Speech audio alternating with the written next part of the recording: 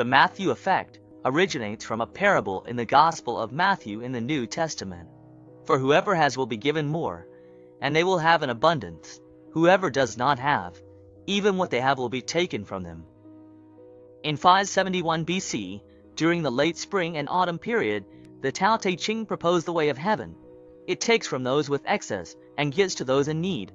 But the way of man is the opposite, taking from those in need to serve those with excess. This was proposed centuries before the Matthew effect, reflecting the prehistoric divergence between Eastern and Western civilizations, and the millennial debate over human nature's good and evil shows differences in values and worldviews.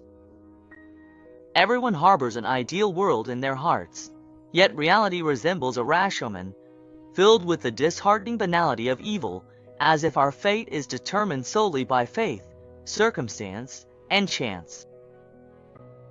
In 1935, Chinese geographer Hu Huanyong drew a 45-degree diagonal line on the map, stretching from Hehe in the northeast to Tingcheng in the southwest, cutting across the entire country. The Hu Huanyong Line is a boundary for physical geography and historical culture, miraculously coinciding with the 400-millimeter annual precipitation line in China. It witnessed significant historical changes in economic and cultural development between eastern and western regions over the past century. On the eastern side of the Hu Huanyong Line, with only 43.8% of the country's land, holds 94.1% of the population and over 90% of the GDP. These lines mark uneven population and economic distribution, serving as boundaries between prosperity and desolation.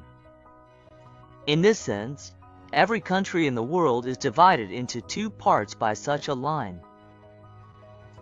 Looking through the prism of the surreal past 3 years, beyond the objective existence of the Hu Huanyong Line in real life, there is also a clearly visible Hu Huanyong Line of human hearts and human nature behind society.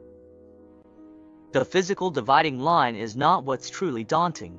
It is the psychological Hu Huanyong Line that forms the river dividing hearts and the watershed of human nature. Many people spend their whole lives unable to peacefully cross this river or surmount this ridge, unable to joyfully reconcile with themselves on the high ground of human brilliance, and thus remain like angels with broken wings without a sky. In that famous fairy tale, the innocence of a little boy saved the world from the absurdity of time, while the banality of evil born from collective unconsciousness caused conscience and common sense to completely collapse, clouding people's hearts and casting a shadow over the world. Science and wisdom gradually lose their brilliance amid the banality of evil, and time sheds its beautiful facade, leaving behind only the torment and helplessness of the passing years. Innocence alone cannot achieve self-redemption in the real world. An ideal paradise is even less likely to descend compassionately upon this absurd world. Ignorance, lies, and fear have already left no room for common sense and conscience, let alone science and wisdom.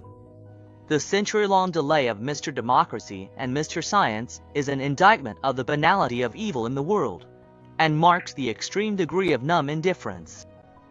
Behind every lament for misfortune, many are angry at the lack of resistance. Behind every anger at the lack of resistance, even more resent nonconformity, and every personal failure is always accompanied by countless people who simply go with the flow. When the banality of evil is hijacked by power and infused with so-called moral force, it becomes an almost invincible form of self-destruction. Everyone has the right to converse with God, and each person harbors their own joyful and free Buddha within their heart. Spiritual reconciliation and harmonious integration perfectly explain the beauty of the mundane world and the brilliance of human nature.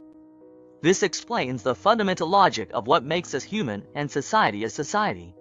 From Tang and Song dynasties to Ming and Qing, and into Republic era, whenever human nature respected, livelihoods valued, and humanistic spirit honored, Chinese civilization shone brilliantly, radiating extraordinary splendor. Relaxed social environments were always linked to political philosophies and social conditions that loosened restrictions, improved livelihoods, and allowed populace to rest and recuperate in a generous, harmonious atmosphere. Charlie Chaplin once said, Time is a great author. It can write the ending of the future, and I hope that ending will be peaceful and wonderful. The warmth of everyday life is what most soothes the human heart. The greatest beauty in the world is perhaps the tranquil years spent safeguarding the lights of countless homes. The greatest happiness in life is nothing more than the ordinary, everyday moments in people's lives. Rather than calling Deng Xiaoping's policy of reform and opening up a victory for ordinary people or populist politics, it is more accurate to say it was a return to humanity and a reaffirmation of humanistic values after deep reflection on past pain. Reform and opening up is akin to the Renaissance. It reawakened conscience, revived humanity, and respected common sense, laying the foundation for modern human society. Hegel once said, "A nation has hope only when it has people who gaze at the stars." Everyone has the freedom to be free from poverty and fear. This aligns with Locke's natural liberty theory. In contrast to autonomous, free individuals, mechanical, dogmatic, and instrumental people exhibit blind superstition, rigid thinking, and lack of humanity. Respecting and upholding humanism and human values is an important cornerstone of Deng Xiaoping's humanistic thought and political philosophy. The world is complex, and to some extent, it moves in a random walk. The pursuit of knowledge means frequent fatigue and occasional surprises. We all hope to meet at the place of truth in life. The depth of our thinking determines the ultimate destination of our lives and careers. Human nature is dark and complex. Both hatred and love stem from it, yet we still quietly hold on to our passion for life along our own paths. As heaven moves with strength, a gentleman should strive for self-improvement. Life is finite, but knowledge is infinite. Even after understanding the harshness of life, we still love it. No matter where we are, there is always sunlight shining upon us. That mark of love will never fade. There will always be unexpected warmth and endless hope in life. No matter how tough the road ahead may be, setting out with the end in mind is ultimately a joyful journey. Hello, New World.